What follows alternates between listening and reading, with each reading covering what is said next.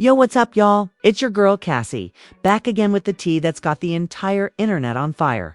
I'm talking trending on X, blowing up TikTok, and even your grandma probably heard about it by now.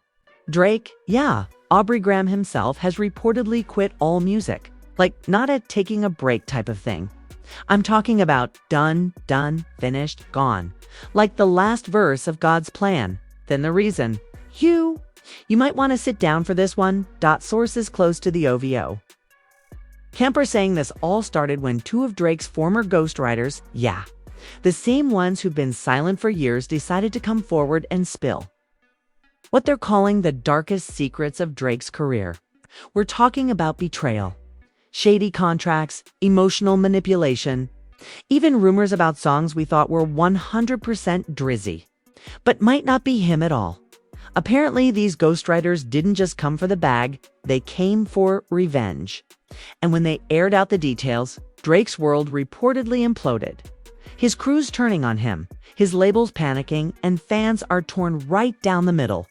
Some say he's being exposed for who he really is. Others say he's just being targeted by jealous insiders. But the craziest part? Insiders claim Drake himself has gone silent, deleted numbers, down the studio, even ghosted some of his closest friends. Word on the street is, he said, if the truth's out there, there's no point in me rapping anymore. So, what really went down behind the scenes? Why did Drake's own people flip on him? And is this really the end of the Sixth God? Stay locked in, because this story gets darker, pethier, and wilder by the second. 8. So let's dive straight into it, because what went down in the past 72 hours inside Drake's circle feels like something straight out of a Netflix docuseries mixed with a Lifetime movie. People are calling it the OVO collapse. Started quiet to quiet. There was this random post that hit Reddit late one night. It's from a burner account called Writer from 6. At first, no one paid attention. Folks thought it was another clout-chasing troll trying to stir up drama. But within hours, that same account started dropping actual voice notes, studio rough cuts, and contracts allegedly signed between Drake's management and two ghostwriters who had worked with him on and off since 2017. One of those writers, who went by the name Kaleem, claimed he had been the one behind the emotional writing style on Drake's biggest heartbreak songs, stuff like Jaded Losses, and even parts of Marvin's Room Part 2, which fans thought was unreleased myth material. Kaleem's story hit the blogs like wildfire. He said he'd stayed silent for years out of loyalty. But that loyalty broke when he discovered he wasn't getting credited or paid properly for songs that broke streaming records. You can't build your legacy on someone else's pen, he said in one of the leaked clips. I gave that man my soul, my words, and he turned me into a ghost. The second writer, a woman known as Bella Rose, added fuel to the fire. She claimed Drake had promised to help her launch her solo career. But when she refused to sign an NDA extension last year, things turned ugly. According to her, Drake's team allegedly blacklisted her from every major label showcase in Toronto. I was told not to speak, not to exist, she said. But silence don't feed the rent. Fans were torn. Half of Twitter was like, nah, Drake too calculated to get caught lacking like that. While the other half was demanding he speak up. Memes started flying, people remixing Started from the Bottom into Started from the Writer's Room. It was wild. But behind the screens, something even deeper was happening. Insiders say Drake was blindsided. He had no idea those two were going to go public. And apparently, when he first saw the leaks, he went completely silent. Number calls, no texts. Just locked himself in his Toronto mansion for nearly a day. Then came the moment that shocked even his closest circle. One of his longtime engineers, Marcus, shared in a private group chat that Drake walked into the studio, looked around at the empty mic stand, and said, maybe the voice everybody fell in love with was never really mine, according to Marcus. That's when he knew something was seriously off. People close to him started noticing strange behavior. He unfollowed nearly everyone on Instagram, friends, collaborators, even his own producer, Noel. OVO insiders whispered that Drake had been spiraling since last summer. dealing with creative burnout and frustration over constant internet hate. Some claim he'd been talking about retirement quietly for months. But nobody took it seriously because Drake's one of those artists you assume will never stop. Then, the ghostwriters took things up a notch. Bella Rose went live on Instagram, tears in her eyes, reading old text messages she claimed were from Drake himself. "You're the only one who gets my pain," the messages said. "You make my words bleed better than I ever could." Fans zoomed in, analyzed every font, every timestamp, debating whether they were fake or real. Within minutes, that live had 500,000 viewers. Even other artists tuned in, dropping cryptic comments like "we knew" and "the industry ain't what y'all think." By that point, Drake's name was trending worldwide. Every gossip blog, every rap news page, every fan account was dissecting his every move. Some even speculated that this was all a publicity stunt for a new album, but the energy didn't feel staged. This wasn't the confident, smooth Drake who drops captions like "they wish they had my piece." This was something else, something darker. Late that night, one of his bodyguards was spotted leaving the mansion carrying boxes of studio equipment. Paparazzi caught the moment, and people online started asking, why is Drake moving out his own studio? The next morning, his private jet, the one with the Air Drake logo, was seen grounded for the first time in months. No bookings, no tours, no movement. And then the quote dropped. According to someone from his label, when they tried to convince him to make a statement. Drake said, "There's no point fighting when the truth already won." That line alone broke the internet. Screenshots of it went viral on every blog. Fans didn't know what he meant. Was he admitting guilt? Was he giving up? Or was it sarcasm? Nobody knew. Inside the OVO camp, things were chaotic. Producers arguing with management, assistants crying, security told to keep reporters off the property. People said it felt like the entire empire was collapsing overnight. One anonymous crew member told Say Cheese TV off record, "We knew he was tired, but not like this. Drake always bounces back. This time he looked like he'd already said goodbye." The storm kept brewing. His mother, Sandy, reportedly tried to reach out. She was seen visiting the mansion 2 days after the leaks. Neighbors said she stayed for hours, but when she left, her eyes were red like she'd been crying. That image broke fans' hearts. They've always known Drake as the mama's boy who'd do anything for her. Seeing her leave looking defeated only made the story hit harder. Meanwhile, fellow artists started chiming in. Kendrick posted a mysterious tweet with just one word: truth. The internet went crazy decoding it. Was he shading Drake? Was it connected to their long-rumored rivalry? And then Pusha T reposted a fan comment saying karma never expires. That sent the fandom into full chaos. Drake's name dominated the algorithm for 72 hours straight.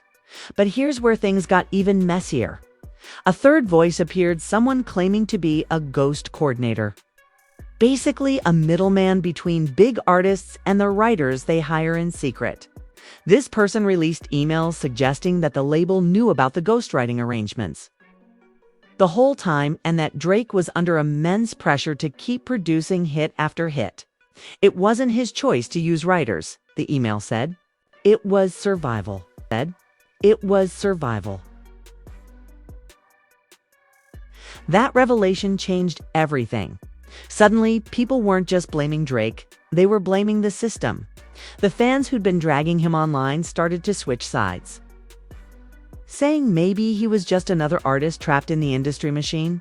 But by then, the damage was done. Drake hadn't spoken, hadn't posted, hadn't done anything. And then, just as people thought it couldn't get worse, a clip leaked of him in the studio a few weeks prior, venting to his team. "I'm tired of pretending," he said, voice heavy, eyes blank. "It's not even music anymore, it's survival." The clip was only 15 seconds long, but it was enough to make fans realize this wasn't some sudden meltdown. This had been building up for years. When that clip hit, the silence from Drake started to feel intentional, almost like a statement in itself. He wasn't going to defend himself, wasn't going to deny or explain. He was just done. But what nobody knew yet was that the ghostwriters weren't finished talking. They had one more bombshell to drop, something that would turn this from an industry scandal into a full-blown personal betrayal. And that's exactly where things started to unravel next. Because the next thing Bella Rose revealed wasn't about contracts or money. It was about something personal. Something so deep it made even Drake's closest allies question if they ever really knew the man behind the music. Where the storm left off, and by now the entire internet is spinning like a hurricane. Bella Rose had gone quiet for almost a full day after her last live, and everyone thought maybe the drama was cooling down. But then she came back with what she called the real truth. It wasn't another screenshot or leaked contract. It was something that hit Drake where it hurt most, his heart. The live started calm. Bella sat in front of her camera, no makeup, wearing a hoodie that looked too familiar to fans. "Y'all been asking why I waited this long?" she said, her voice trembling. "It's because I thought he'd do the right thing. But he didn't." She reached down, picked up a small notebook, and flipped through the pages. These are his words, or at least the words he said were his. People in the comments started freaking out immediately. Was that the same black leather notebook Drake was always seen carrying in the studio? The one he called his lyrics Bible? Bella didn't confirm it, but she didn't deny it either. Instead, she started reading out short, raw verses lines that sounded unmistakably like Drake. She read about regret, fame, loneliness, and then one entry that stopped everyone cold. "She's my mirror, my muse, and my mistake." "That's about me," Bella said softly, looking straight into the camera. "I didn't just write for him, I loved him." The internet exploded. Within minutes, the live was screened, recorded, reposted, remixed, analyzed. People started pulling up old interviews and lyrics, trying to connect the dots. One lyric from Fountains suddenly had a whole new meaning. Was she the one who inspired that? Fans asked. Others felt betrayed, saying, how could Drake fall for someone he hired? But some defended him, saying he was human. That creative connections can get complicated behind the scenes. OVO's camp was in damage control mode. PR agents started reaching out to major blogs, trying to downplay Bella's claims.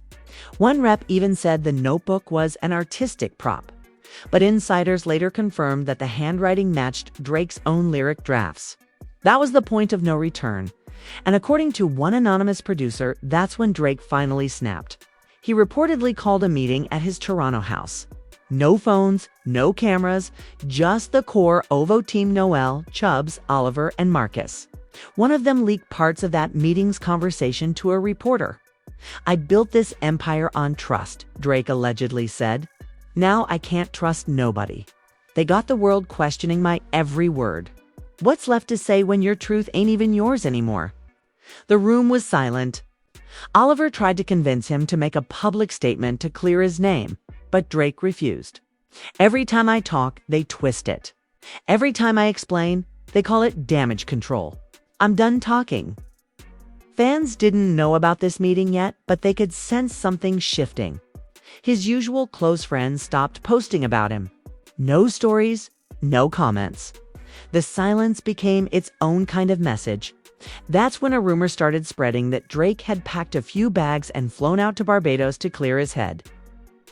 A paparazzi photo surfaced of him boarding a jet at Pearson Airport wearing all black. Hood up, no entourage. Social media went insane. Hashtags like Drake Gone and Pray for OVO took over. People speculated that maybe he was taking a break to write again. But others said he'd been spotted crying during his flight.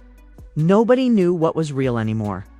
A week later, a podcast host who claimed to have inside connections said that Drake had told his team to refund ticket buyers for his upcoming tour. No music, no shows.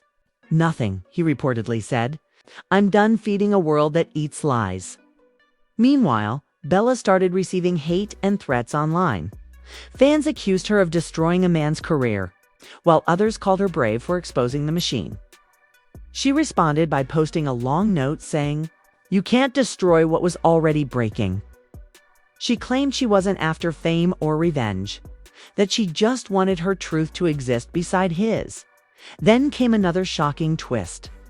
Kaleem, the first ghostwriter, broke his silence again. But this time, he wasn't backing Bella. Instead, he dropped a bombshell that changed the entire narrative. "She's not innocent either," he said in a leaked Clubhouse recording. "She played her part in the setup. She was supposed to expose Drake on cue, but she got emotional and went rogue." Fans were floored. Was this whole thing orchestrated? A setup? Kaleem hinted that there were higher powers involved, people in the industry who wanted Drake gone, were tired of his dominance. "They've been waiting years for this," he said. "She just pulled the trigger too early." Suddenly, the story flipped. Now Bella was being painted as both victim and villain. Drake's silence began to look strategic. Maybe he knew there were deeper forces behind this betrayal. Blogs started calling it the Drake takedown conspiracy.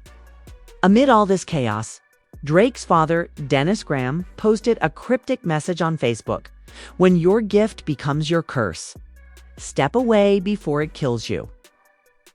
The post got deleted minutes later, but screenshots spread like wildfire. It confirmed to many that this wasn't just a publicity stunt. It was personal, emotional, and possibly dangerous. A few days later, a source close to the family told Candidly Cassie that Drake's mom had begged him to come home to take a break and reset. But Drake reportedly said, "Home ain't a place when you're haunted by your own name." People started saying Drake was spiritually done. Fans who had followed him from So Far Gone to For All the Dogs felt this deep sadness, like they were watching the end of an era. TikTokers began posting tribute edits to his career clips of his early days in Degrassi. His first Grammy win, his world tours, all under captions like "Thank you for the memories." 6 God. But not everyone was mourning. Some industry figures saw this as an opening. Rumors started that certain rappers' names, like Travis, Future, even The Weeknd, were being pushed to fill the vacuum Drake's absence might create. The king is gone. One insider tweeted, "The throne's up for grabs." And just when the noise couldn't get any louder, someone leaked a voicemail. It was short, grainy, and allegedly from Drake to an unknown contact. You could hear his voice clearly, though soft, defeated, and calm. "They wanted a story," he said, "so I gave them an ending." That voicemail sent chills across social media. Fans dissected every word. Was it a metaphor? A sign of depression? Or an actual goodbye to music? No one knew. But his words echoed everywhere. After that, Drake's team officially shut down the OVO Sound office in Toronto. Staff were told to take indefinite leave. The website went blank. The owl logo disappeared. It felt symbolic.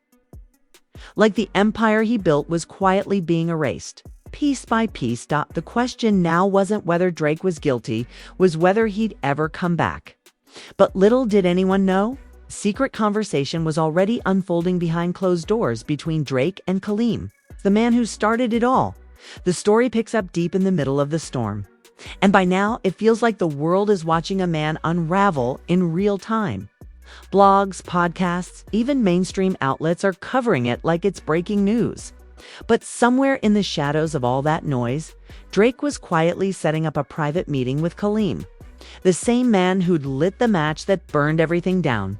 It happened late one night at a closed-down studio in downtown Toronto. No cameras, no bodyguards, no entourage. Just the two of them and an engineer to make sure nobody recorded anything. Insiders said Drake walked in calm, wearing a black hoodie, face unreadable. Kaleem was nervous but trying to act cool, scrolling on his phone until Drake sat down across from him. For a long minute, nobody said a word. Then Drake leaned forward and said, "Why now?" His voice was low, heavy, like he already knew. According to the engineer who later spoke anonymously, the two went back and forth for almost 2 hours. No yelling, no punches, just raw pain spilling out. Drake confessed that he'd been under contract pressure since 2018. "I was locked in," he said. "They've wanted 4 albums in 5 years. I couldn't breathe." The label didn't want Drake the person, they wanted Drake the product. He admitted he'd relied on outside help to keep up, That the ghostwriting wasn't about stealing, it was about surviving. "I stopped hearing myself in the songs," he said quietly. "That's when I knew I was fading." Kaleem sat there, silent for a while. Then said something that broke Drake completely. "We didn't want to expose you. We wanted you to fight back. But you didn't. You gave up." Those words hit hard. Drake reportedly wiped his face, looked away, and whispered, "Maybe I'm tired of fighting for something that don't love me back." The engineer said the room fell silent after that. Meanwhile, outside of that studio, the internet kept spiraling. Bella Rose was now being bombarded by tabloids offering money for interviews. And she was starting to regret how far things had gone. She posted a late-night voice note on her story saying, "This wasn't supposed to go this way. I never wanted him to quit." That clip went viral instantly. Fans who once attacked her started softening up, realizing the whole thing was turning into a tragedy rather than a scandal. Rumors began to surface that Drake had stopped taking calls from everyone, including his label execs. One insider said he'd turned down an 8-figure deal to drop a final statement album.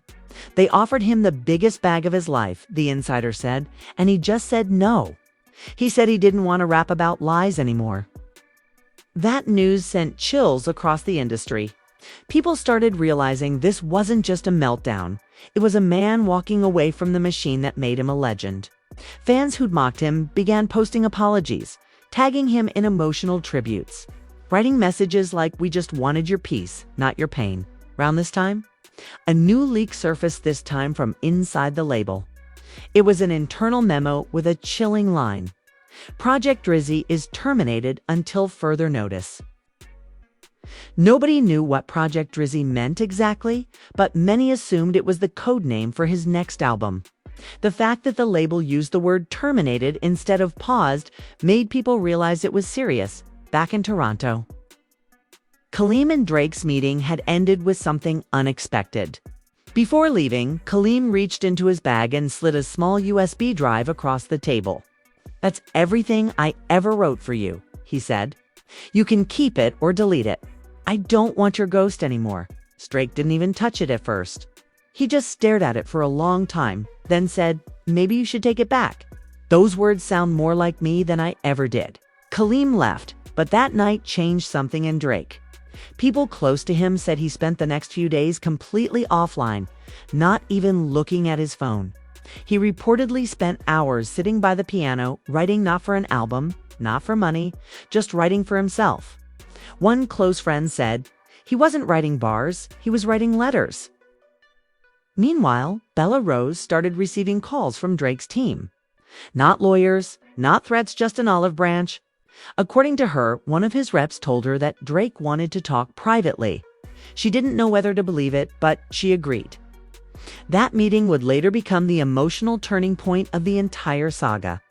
They met at a small restaurant in Yorkville, away from the cameras. People in the area spotted them sitting at the corner table. No security. Just two tired souls who'd said too much and lost too much. A waiter overheard bits of the conversation and later told a blogger they weren't arguing. They were grieving. Drake told her, "I don't hate you. I hate what this world made of us." Bella broke down crying right there. She apologized, saying she never wanted to destroy him, only to be seen. Drake replied, "You were the only one who saw me when I stopped seeing myself." That moment softened the public's view of both of them. Fans started shifting the narrative from Drake exposed to Drake betrayed by the industry. The media started questioning whether the leaks were part of a bigger game label's manipulating ghostwriters and artists against each other. Conspiracy threads popped up everywhere, suggesting that Drake's retirement wasn't voluntary at all, but forced while all this was unfolding. Drake's old mentor Lil Wayne posted a rare tweet, "Ain't no real ones left when they can't let you be human." People took it as a message of support. Nicki Minaj later added on her live, "Some of these men don't owe y'all nothing. They gave the culture a decade." It felt like the OGs of rap were silently standing behind him. Even if he didn't ask for it, still, Drake remained quiet. No statements, no interviews. The only sound from him came through a mysterious piano recording that surfaced on SoundCloud under the username Thebo I Havenished. Fans were convinced it was Drake. The track was just a piano loop with a faint voice humming in the background. No lyrics, no title, just emotion. The top comment read, "This sounds like goodbye." As the weeks passed, Toronto itself felt different. Murals started popping up around the city, paintings of Drake with angel wings. Captions saying, "Thank you, Aubrey." Stores played his music like memorials. It was surreal, like the city was mourning someone who hadn't died but had disappeared. But the peace didn't last long. A hacker group claimed to have found new files from the OVO servers and released tracks, private emails, and, most shockingly, something labeled confession.mp4. The group threatened to release it unless Drake made a public statement. Nobody knew what was in that file, but industry insiders whispered it was something Drake recorded months before everything fell apart, something that could either clear his name or destroy it forever. His team begged him to respond, to issue a statement before the hackers went through with it. But Drake reportedly told them if they want the truth, let them hear it. When that video finally dropped, for the first time in months, he sounded clear-headed. Not angry, not broken, just done pretending. Insiders say he flew out to Jamaica alone and started working on something. Not an album, not a single, just a voice project. An archive of unreleased stories and confessions told in spoken word form. He called it Letters to Silence. A month later, snippets of those recordings leaked on a small, obscure website with no ads and no credits. The tracks weren't traditional songs, they were raw diary entries over lo-fi instrumentals. No auto-tune, no hooks. One of them started with him saying, "This isn't music hits. What's left when the music's gone?" People didn't even know if they were supposed to listen, but they did. Millions did. And the reaction was nothing short of emotional. Fans cried, critics called it the most human thing Drake's ever done. He wasn't rapping anymore, he was confessing.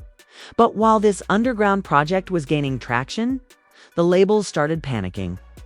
Drake's contract technically still tied him to them. And every second of Letters to Silence was considered property of OVO's parent company. They sent cease and desist notices to take the files down, but Drake didn't respond. Instead, he allegedly sent one final message to his lawyer. "Tell them they can have Drake. Aubrey's free." That single line was quoted everywhere. Shirts were made, memes flooded, TikTok podcasts debated whether it was genius rebellion or pure madness. But in truth, it was closure. Drake wasn't quitting music because of the ghostwriters or the exposure. It was quitting because the art had stopped being his dot. The craziest twist came 2 months later. Bella Rose posted a video of her performing an unreleased track in a small Toronto club. Halfway through, the lights dimmed, and a familiar voice played from the speakers. It was Drake, reading a verse over her melody. The crowd froze. It wasn't new. It was something old, one of their first demos, reworked and reborn. At the end, he said, "Let the ghosts live through the music." That night broke the internet again. It was proof that Drake hadn't vanished out of bitterness. He'd left to give others their voices back. Bella confirmed later that he'd sent her the verse personally, telling her, "This belongs to you now." Kaleem later did the same, releasing his own project called The Writer's Revenge, crediting Drake as executive producer. Both projects blew up without any label involvement. Independent, raw, free. Meanwhile, Drake stayed out of sight. No paparazzi photos, no new posts, no public appearances. Some said he moved to an island. Others said he was teaching songwriting under a different name. One rumor even claimed